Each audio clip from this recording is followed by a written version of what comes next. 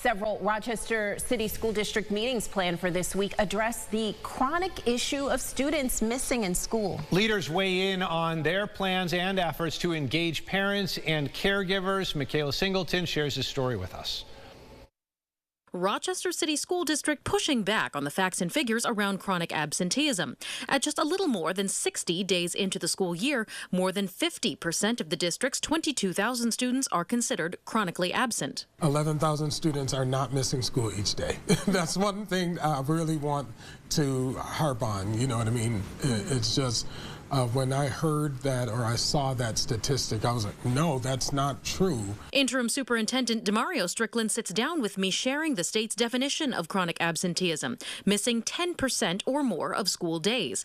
He says the district has made efforts to educate parents and caregivers how much just a day or two here and there can add up. We even handed out a chart that said if you miss these amount of days, this is how behind you can become. The district's board recently taking a closer look at the reasons behind students missing school, from changing attitudes around sick days to feeling unsafe. Let it not be the narrative that our students are out just because they're out. Although part of it is sickness and different issues that may be, there's some accountability that we have to take as a district, that some of these students aren't coming to school because of specific reasons that haven't been addressed to the best ability that it could be addressed to. The district's next meeting tackling the attendance issue will be Tuesday, with an ongoing plan to reduce absenteeism by 25% by 2028.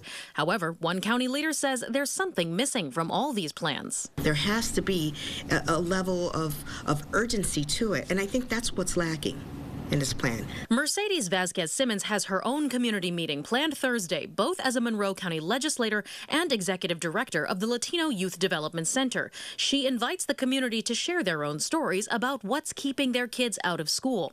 She further hopes the county can be more involved, extending services to the district. We also have to change our perspective on what the county services are there for. Why were they created there? They were created to help support families. So we're not there to necessarily interfere with the family unit as a whole, but to provide services. We should be working as a partnership. For now, a top talker between RCSD board members for their upcoming meeting is addressing the attendance differences between different schools, what's working, and what can be mirrored across campuses. My charge to all school leaders was make sure your school environment is joyful. Joy is the one thing that every child should be able to experience in our schools. Reporting in Rochester, Michaela Singleton, News 8. Michaela, thank you. The RCSD special meeting where members have added items to address absenteeism, that's going to be tomorrow at 6 p.m.